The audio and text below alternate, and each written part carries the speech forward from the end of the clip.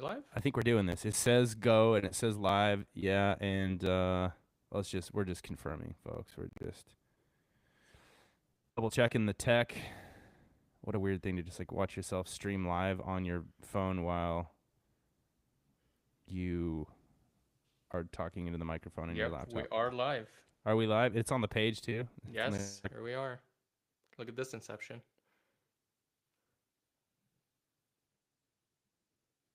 Okay. Welcome everybody. Again, this is streaming to our pages. My screen is like bouncing around. How funny. Is that doing it to yours? That's so weird. Actually, only yours. You're blurry, but it's fine. Your voice cuts through the blurriness. It does? Okay. I mean, who knows what's going on? I only have one Wi-Fi network, and I'm on the right one, so we'll just see. Okay. Here's the deal. This is a lead-in question that I actually had a conversation about with a client today, and it's just the topic we want you to talk about today. The topic is, it's tax loss harvesting. But really the question is, what can we do when markets are going crazy, especially when they're going down quickly? That's a question clients want to know, and they have. Today I was just on the phone with a client. Great questions from this client. He asked, and I want to address two parts of this question. One of them from a financial planning standpoint. But one of the questions was, all right, so when things are like going down and they're going down quickly, what do you guys do? What can be done? You know? And he, in his mind, and it's a very rational thing to think, I think in his mind he's wondering, like, how do you alter the actual construction of the portfolio in order to, you know, get through this stuff, which is a different subject. But one of the things that we can do is something called tax loss harvesting. And it's not something we get to do all the time, and it doesn't work on everybody's accounts depending on things, but you'll get to that. So that's the question we're beginning with. Robbie, what is tax loss?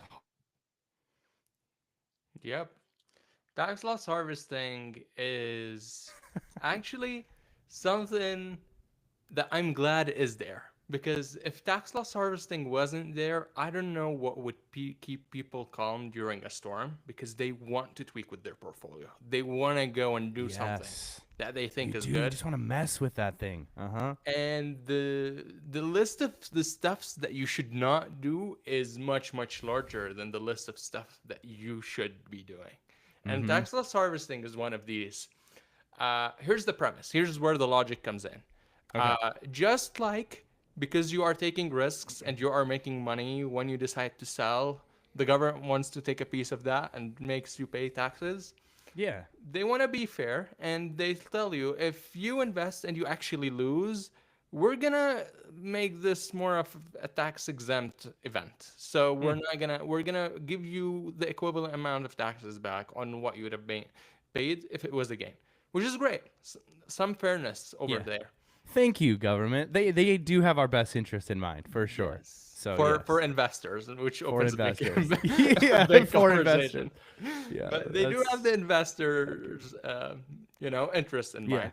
And that is, kind of the rules of the game, how the terrain is guided, that you can actually benefit from and utilize when the opportunity arises. So the question is, when does that opportunity arise, right? Number one, you should be having losses on your portfolio, because if you have a loss, unrealized, just on paper, you can What does that mean, unrealized, for people? What does that mean, unrealized? Explain that. That's just on paper. Like, it's not set in stone. You haven't sold anything. You haven't sold anything. Okay. You do not. No one cares. Like, the government doesn't care whether your position is a winning position or a losing position. Yeah. It's not cemented until you go and do the trade. And once you sell, for example, that unrealized loss or gain would become a realized gain or loss. So in the situation where you have an unrealized loss and you end up selling your position, you get a realized loss. And that realized loss, you will get, it's called the capital gain loss. That capital gain loss will actually give you taxes back according to certain rules. We'll just hit them in a second. But the idea would be, if I have a losing position, maybe I would go in there, sell it, get a certain tax break that we'll get into its details in a second, and be good. But that's not good enough, because at that point you exited the market, and the market. Now you don't have an investment. You Yeah. don't have any investment. So the Which is a huge no-no. That's something you don't do. You don't just get out. yeah, Yes. huge no. So half Yeah. tax loss harvesting is bad. It's not Yeah. good. You need to do the full thing. Half 50%. Yeah. 50% of the way is not good. So what is that other 50%? The other 50% is that you are going to find another security, between quotations, we call it equivalent security, that you can purchase after you've done that sale. And you would expect that that new security would recover or bounce back very similarly to the initial security that you were in. Yeah. In more technical words, they have the same risk profile, they're invested in the same sectors, and you would expect them to be highly correlated with each other. Yeah. Okay. Questions? No, keep going. No. I'll keep No, going. yeah. Okay. I'm just like, yes, keep going. Good. Yes. So at that point, you realize those losses, you put them, now you are going to be getting a tax break, but at the same time your risk exposure in the market is unaffected, and as the market rallies up, those shares in the new security that you bought will also appreciate, and you would in a one sentence, tax loss harvesting is when you reap a tax benefit without having to exit the market. That's Yeah, what you it still is. keep your you take advantage of having a loss to deduct against taxes, but you still get to keep the investments around. Not the same ones. So you said a word equivalent. You want to talk about that? So Okay. yeah, the devil is in the details. Yes. What is considered equivalent? Because Uncle Sam might tell you, "Hey, this is exactly the same security you were in. You can't exit." So what's the rule? Explain for people what is the rule that you can't do? Okay, so Because the they're trying to rule prevent what you just said. Yeah. the rule is that they have three criteria. First of all, Okay. are they the same strategy or not? Two, are they from the same issuer or not? And number three, are they invested in the same exact things or not? So it's a very, very blurry line between what is considered an equivalent security and what Okay. is considered an identical security. But Yeah. Okay. in this day and age, because this is an old rule, in this day and age, most ETFs because of the competition that's available, would be considered equivalent but not identical. So for example, Okay, yeah. we have the S&P 500 index out there in the market, and there are multiple ETFs and mutual funds that track it. You've got Multiple's an Vanguard. understatement. Yeah, I know. A lot. Thousands. Yeah. Doesn't Yeah. that try to track it? You've got Yeah. Vanguard has an ETF that tries to track it. BlackRock has an ETF that tries to track it. iShares have an ETF that tries to track it. Other asset managers, Dimensional has an ETF that kind of tracks it, and all of these are of different issuers, and they charge different expense ratios. So there is a meaningful difference between choosing one over another. But in times of stress, I think that difference is minimal compared to the tax benefit you could get. So you would be jumping from one to another, and that is the first, caveat about what you should do it. So you tell me, oh, I just sell my Vanguard S&P 500 ETF and buy a BlackRock S&P 500 ETF. Yes, if you know how to trade well, especially during this time in the What do market. you mean by that? What do you mean if you know how to trade well? What does that mean? So here's where actually the technical aspects How come deep? in. Yeah. How deep are we gonna go with this? And where a professional is needed. Because if you're Yeah. moving at $1,000, yeah, that's fine. Go ahead. Go for it, buddy. Enjoy it. But when you are moving your whole portfolio from one allocation to another, and in our case, multiple Okay. clients' accounts from one allocation to another, that is a big amount, and that might move the market. And it is important that you have your trading mechanisms, under control. The first level of risk that we think of when we are doing this to our clients is that during market stress, when the market is panicking, liquidity is low. And what we mean by liquidity is that the bid-ask spread is wide. Let me explain what that is. Okay. Every time you go and try to buy an ETF or a stock, etc., you would pay an ask price and you would sell at a bid price. And there's a difference between them. Think of all those currency exchangers you see at airports around the world when you travel. And they rip you off. That spread is very wide at Yeah. airports. In the market, that spread is usually a cent, 2 cents, depending on what you're trying to trade. But during market stress, and what I mean by market stress is what we're experiencing right now. Stock prices are falling, people are panicking, and the VIX is high, etc. There's fear. You open the news. Volatility. You need a couple Yeah. times, during Yeah. this time, that bid ask widens. So when you are Mm. trying to do a round trip from Mm. one ETF to another, that actually costs you more than it usually costs during a normal Mm. market environment. So Mm-hmm. it is very important that you are choosing ETFs, or you're monitoring the spread on that ETF when you do it. Okay. Another point that you have to make is that how during market stress, because we know the market moves in wide movements, how fast are you, or how much time are you spending between deciding to do a tax loss harvesting trade and finishing it? Because Mm. probably if it takes you 2 minutes, that might be too late or too much Two time. minutes is too long. Too long. Wow. Okay. Because let's take this scenario, as simple as that. You decided to sell your Vanguard S&P 500 shares, and Mm-hmm. now you want to buy your BlackRock S&P 500 shares, but you forgot to plug your computer into the charger, or your Yeah. internet cut off, or your browser decided to refresh. It'll take you a minute or two to come back, but in that time, the administration might have Oh yeah. decided to triple the amount of tariffs on China, or the European Union decided not to negotiate, or whatever news might happen in between would make the stock price shift dramatically. And it might be bad news, Mm-hmm. but it might also be good news. Imagine that they said, "Okay, guys, it was an April Fool that extended too long. We're gonna revoke everything." You'd expect the market to bounce back really quickly, Yeah. and during those 2 minutes, you are outside the market, where the risk is to not be outside. You'd want to be inside that whole time. So Mm-hmm. just to give you a little bit of a perspective of how we do it, we did a trade today around, Yeah. I don't know how much details we can go, it's confidential, but we're talking the 20 million amount of, Yeah. of moving money around early this morning. And what happened is that I talked with our brokers, our trade desks, etc., and we said, can we sell it and then rebuy it? I'm going technical here. And they were Mm-hmm. like, let's see if someone decides to swap it with you. So I didn't really do any buys or sells and incur those trading costs. I decided to get find someone in the market who is doing the opposite trade for me, and we just swapped Folks. in Okay. order to avoid any trading fees. So all of the story has two goals. One, just to tell you how nerdy I am about these details. Two is just to tell you that a lot happens and there are technicalities in there.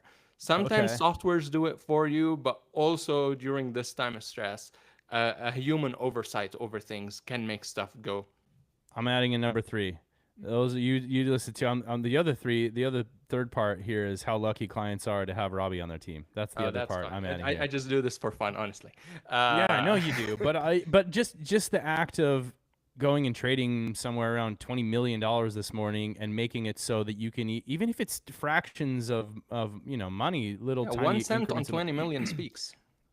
you just saved clients across the board a lot of money getting that done, and so thank you also. Oh, no Awesome. worries. Well done. So what happens then? I think we check a major box is that now people know that they did something about the market selling Yes. off and they can Yes. calm down. Yeah. And Well, the whether second they box, calm down or not, maybe. Yeah. But they did something. There was something tactical because that's what feels good. Can I do something tactical that's in my control that actually helps me? Because that's all people really want. They just want to help themselves and be okay. And so, yeah, that's totally right. 100%. And I think the second important part is now they could expect a probable discount on their tax bill or an opportunity to do more with their portfolio later on, Yeah. rebalance it again. We all have these individual stocks somewhere that we wanted to get out of, but we have so much gains on them and we don't want to pay that tax bill. Well, Yep. now you've got these losses that can be used to offset those gains. So it Yeah. gave us a lot of flexibility to be able to tweak the portfolio where we previously couldn't due to tax considerations. We Mm-hmm. got, some allowance to be able to move stuff around if we need to, tighten our strategy, rebalance our portfolios back without having to worry about taxes up to the certain amount that we harvested today. Okay.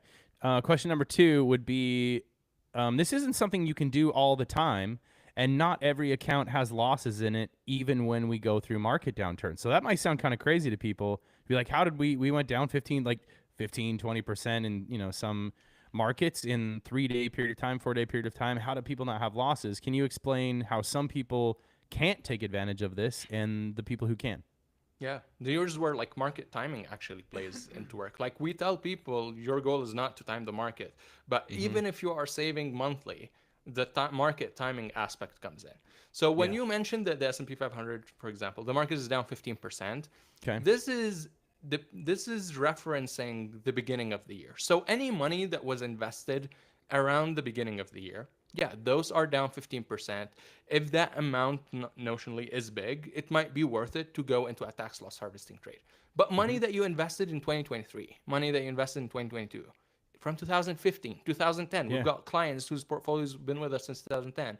Oh yeah. Those slots didn't, probably you had like 500% gain and now you're at 420, I was 480. It 480. I was just gonna say they have hundreds and hundreds of percent gain over that time, and they don't unless they've put in money recently, like you just said. They don't have an opportunity to do that. Yeah, Yeah. 100%. So in terms of like the type of investor, there are investors that put money a long time ago and forgot about it, and good for them, and it's been Yeah. appreciating. But we will not have an opportunity to harvest losses because there Mm-hmm. aren't any in their portfolio. As for Yeah. clients who've been investing every single month, they're trying Yeah. to build their wealth. Because they're still early in their journey, those opportunities will come up more often than not. And we are here to make use of them. Yeah. That's so good, man. Thank you for pointing that out. Another question this client had, I think, and this maybe is answered a little bit from a financial planning standpoint, but I'd like you to answer it first, actually, if there's anything technical you want to say. The other question was, okay, this all makes sense. How far does the market go down before you guys actually start doing like something else on top of that? Like really changing the construction or tactically getting in there and, like removing money, getting out of markets. I have obviously a financial planning answer for that, but is there anything you would say? I would give you a small, more of a technical answer. If the market continues going down, the amount of these equivalent securities is fairly large that allows us to keep doing tax loss harvesting on and on and on. So we're just going to follow the market. If we're not trying to predict how the market moves, but as the market moves, it gives us an indicator of what the right decision to do at that point. So if the market decides to go even further down, we would tax loss harvest to a different equivalent security, and we'll Multiple keep doing it times. until we do a full round trip, in a sense. So Oh that wait, is hold on. one. How many times do you have to go before you can go back to the original security you held or Those are fund? trade secrets on how many Okay. equivalences we Okay. have. Do you want to say that online? No, let's give it a secret. But let's say we've got a good arsenal. We come prepared for no matter how much the stock market keeps going down, we can harvest We these gotta losses. pause. We gotta. Okay. I can hear you. Yeah. No. Go ahead. Okay, Yep. you can hear me. Okay. Anything And else you want to say? That was really good. Anything else you want to say on that? a big important part, which is rebalancing. Because let's say you're in an 80-20 portfolio, you're 80% Mm. equities, 20% in bonds. Bonds didn't really take a hit those last couple of days, but equities went down. And probably this portfolio is now more like a 65-35 portfolio instead of an 80-20. Mm. If you stay right there and the market starts rallying up, your portfolio will grow, but at the pace of a 65-35 portfolio. So what we Ooh. would want to do is that while we are at this position where we have deviated enough, we want to rebalance it back to an 80-20. So the appreciation back up is at the pace of a 80-20. And why did we decide on 80-20? And this is where I'll give it all back to you, Ryan, for a financial planning perspective, is that this is the appropriate risk that you should be in, and we need to bring us back to target. Yeah, man, I'm so glad you just mentioned that. I did not bring that up in my conversation today. You're totally right. If we have a big enough decline in stocks and then bonds do what they should do in most conditions, which is kind of move opposite or stay steady, then we have an imbalance. And you don't want to be trying to hit the rebound on a 65% stock portfolio when you intended to have an 80. Yeah, so thank you for all of that. The financial planning answer to some of this is I talked about with my client is the tactical changes that you make in a portfolio, except for these things. These things are appropriate all the time whenever they apply. But they're based around life events and not market conditions. So the assumption is from the beginning that we've built an appropriate portfolio, or that you have an appropriate portfolio. If we did it, it's appropriate for you. But you have an appropriately invested, allocated, and diversified portfolio in the first place. That's my assumption here.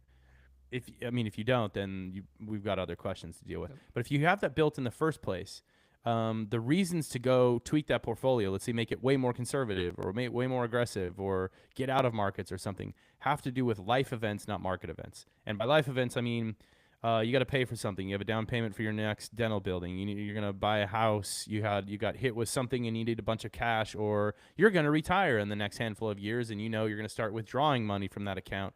Those are life events, and there's other ones too. That will make us take a look beforehand, no matter what markets are doing, and be like, how do we need to structure this thing so when you do need money that you're counting on needing in this short period of time, where are we going to take it from so that we're not affected in the portfolio, and so you're not trying to get money when things could be down because we don't really know. Life events dictate how to structure a portfolio in the first place, and that's why having a financial plan, checking with your planner frequently, having conversations with your planner frequently, that's why that matters a lot. So combined with all this other stuff, that's just so good. And I want to just give, shout out to all of our clients are doing an awesome job. Robbie, have we seen a lot of money come in the last week? New money? More money coming in by far than money left out, which, tells you that the hard work is paying off. This is amazing. It's amazing.